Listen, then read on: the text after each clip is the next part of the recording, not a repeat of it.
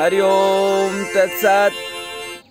जीवन की वह 3 विशेष चीज़ें जो जीवन के साथ भी और जीवन के बाद भी व्यवहारिक जीवन में भी सुख शांति और समृद्धि के साथ साथ तन्मयता देता है, एक आनंद देता है, एक आनंद रस मिलता है उससे, जो कि सिर्फ और सिर्फ अनुभव किया जा सकता है, उसको बयान नहीं किया जा सकता है। ये 3 ट्रायोलॉजी क्या है जो हमारे शास्त्रों में कहा गया है? वह है अर्पण, तर्पण और समर्पण। बहुत अच्छे से समझिएगा, अर्पण, तर्पण और समर्पण। इस संसार में आप जो भी देखेंगे, यदि ब्रह्म दृष्टि से आप देखें, भ्रम की दृष्टि से नहीं, ब्रह्म की दृष्टि से आप देखेंगे तो जो भी है पार ब्रह्म परमेश्वर पिता का ही तो है। और ये जो भी सुख सुविधा हमें मिला है, यह सब उन्हीं की देन है, यह हमारा प्रारब्ध है।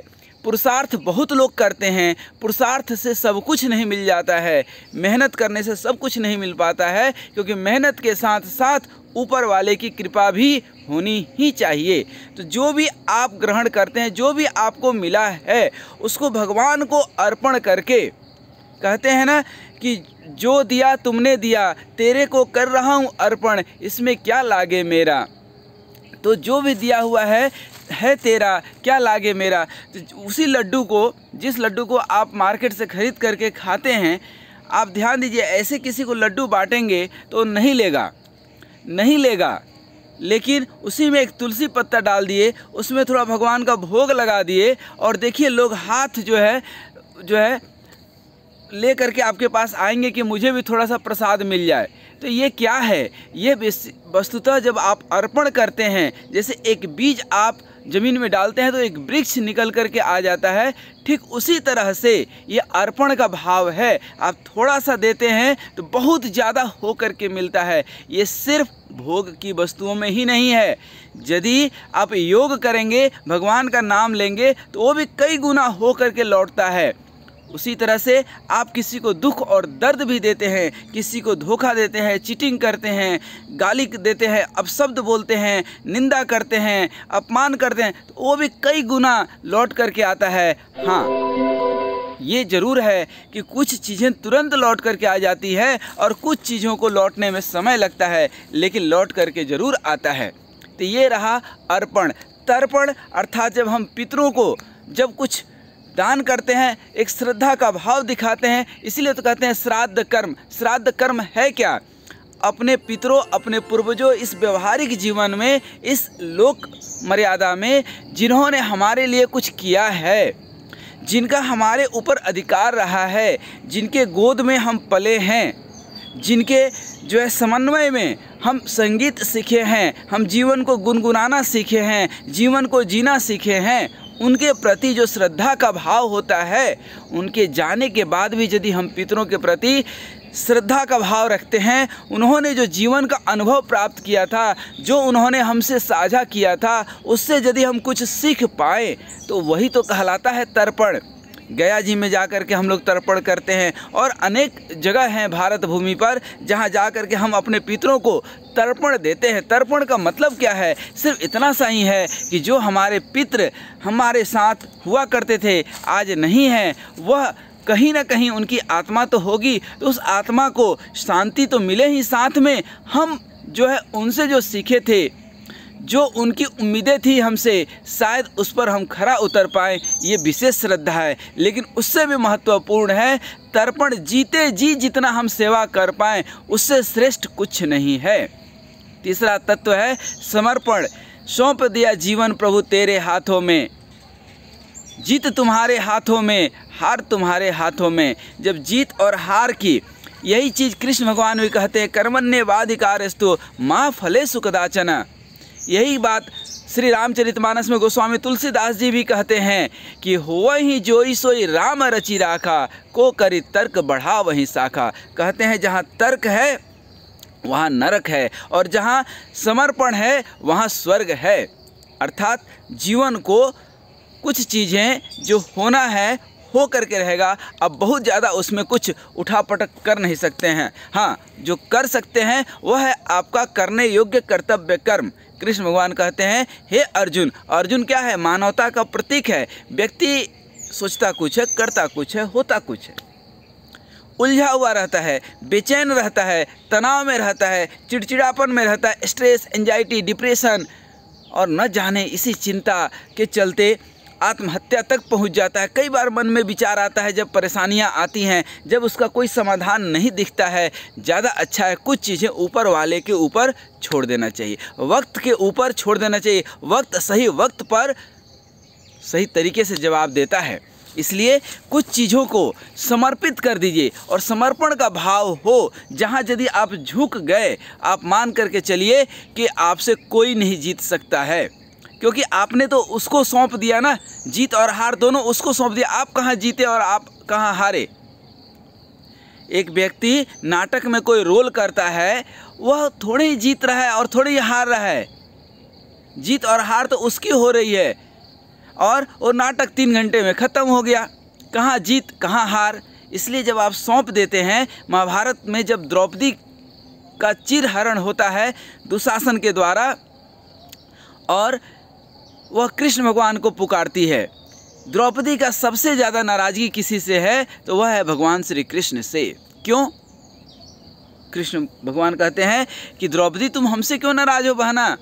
द्रौपदी कहती है कि तुम सब कुछ जानने वाले हो, तुम सब कुछ कर सकते हो, और तुम्हारे रहते हमारा चिरहरण हो गया, हमारी जो है अपमान हो गई। तुम किस लायक हो, तुमको मैं क्या बताऊं, क्या सुनाऊं। कृष्ण भगवान कहते हैं कि नाराज होना लाजमी है, लेकिन मेरी बात भी तो सुनो। जब जुआ की शुरुआत हुई, खेलने की, पासा फेंकने की शुरुआत हुई, तो दुर्योधन बोला कि हमारे तरफ से मामा शकुनी फेंकेंगे। क्या तुम्हारे 5 पतियों में से कोई एक भी ये नहीं बोल सकता था कि हमारे तरफ से भगवान कृष्ण, हमारे तरफ से कन्हैया पासा फेंकेगा? और जब कन्हैया पासा फेंकता, तब देखते कि कौन जीतता है और कौन हारता है। जीवन में जो भी काम करते हैं ना, उसको एक बार सौंप दीजिए, फिर वह जैसा कराए, फूलों से भी प्यार, कांटों से भी प्यार, जो मिला वही जो है वही पालनहार है ना, उससे क्या बच कर के जीवन जीना। इसलिए जब क्रोध आए तो थोड़ा रुक जाइए, अपनी गलती हो तो थोड़ा झुक जाइए, जीवन में समर्पित रहिए। और बहुत सारे संकट विकट, हमने बताया ना, तर्क वितर्क करने की ज़रूरत नहीं है। यदि आप सत्य हैं, स्वयं में संतुष्ट हैं, तो इससे बड़ा कुछ नहीं है। और कहीं समर्पण के लिए कहीं जाना नहीं है। लोग कहते हैं भगवान को खोजने जा रहे हैं, ये तीर्थ वो तीर्थ, ठीक है, घूमने फिरने जाइए, दर्शन करने जाइए, उसका भी एक महात्म्य है, लेकिन ये भी ध्यान रखिए कि खुद में खुदा है, स्वयं में स्वयंभू है। हम स्वयं को समर्पण तो करें।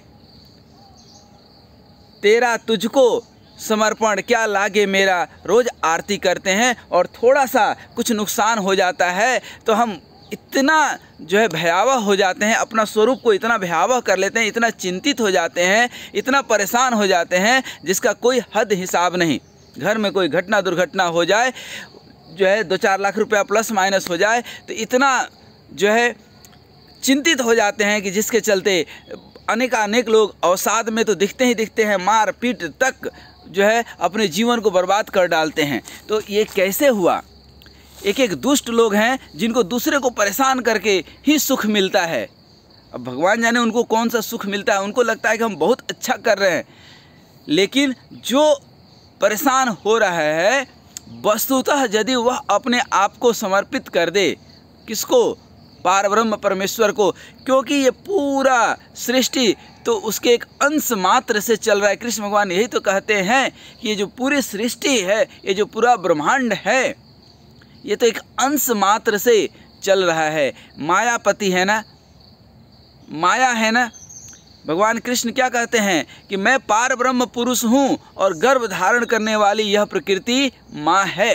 तो इस प्रकृति को भी संचालित करने वाले वो पारब्रह्म परमेश्वर है, और नियति की नियत तय है। जो होना है हो कर रहेगा, ये भी मान करके चलिए। तो अपने आप को समय के साथ समर्पित करके चलिए, बहुत सुखी रहेंगे। हाँ, करने योग्य कर्तव्य कर्म आपको नहीं छोड़ना है। जो विधि का विधान है वो तो हो करके होगा, जो होनी हो के रहे अनहोनी न होए, जो लिखा लीलार पर ब्रह्म ने उसको काट सके न कोई। उसको कौन काट सकता है? लेकिन हाँ, आपके हाथ में क्या है? एक प्रयास है, और प्रयास करने वाला हमेशा प्रशंसनीय है। तो लोक व्यवहार में गलत कर्म कभी नहीं करना है, करने योग्य कर्तव्य कर्म करना है, और सकारात्मक विचार के साथ समर्पण भाव के साथ प्रार्थना करते हैं, उसमें भी समर्पण भाव के साथ भगवान की हम पूजा प्रार्थना करें। तो ये जीवन में पहला चीज़ तो यह है कि जो भी मिला है उसमें थोड़ा सा अर्पण करके, किसी को दान दे करके, किसी ज़रूरतमंद का भी ध्यान रख करके, क्योंकि आपका कुछ नहीं है, आपके अंदर सेवा का सामर्थ्य है, तो इस सेवा का सामर्थ्य भी ऊपर वाला ही दिया है। और कृष्ण भगवान गीता में ये भी कहते हैं कि जो भी आप भोजन करते हो, जो भी आप करते हो बिना समर्पण का करते हो, तो आप किसी राक्षस से कम नहीं हो।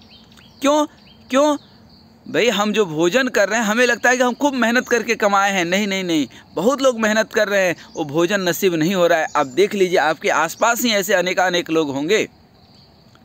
तो ये भी नसीब की बात है, ये भी कृपा दृष्टि की बात है कि आपने मेहनत किया, आपके अंदर सामर्थ्य है, तो ये ऊपर वाले की कृपा है। और यदि कुछ आपके साथ गलत हो रहा है तो वो भी हो सकता है कि आपका प्रारब्ध हो, कहीं ना कहीं वो कर्म, तो जो है कर्म का पास कोई नहीं काट सका आज तक दुनिया में। ये कर्म, ये प्रारब्ध तो आना ही आना है, उसको भी प्रारब्ध समझ करके भोग लीजिए। तो उसमें भी वो दुख को भी समर्पित कर दीजिए, तो उसमें भी आपको सुख मिल जाएगा। क्योंकि सुखी रहने का एकमात्र तरीका यही है कि समर्पण, अर्पण का भाव जो है पर ब्रह्म परमेश्वर का है, उनके कृपा से प्राप्त हुआ है, तो उनको अर्पण भोजन भी कीजिए। तो अन्न का मंत्र जो है सहना भवतु सहनो भुनक्तु, थोड़ा सा जप लीजिए।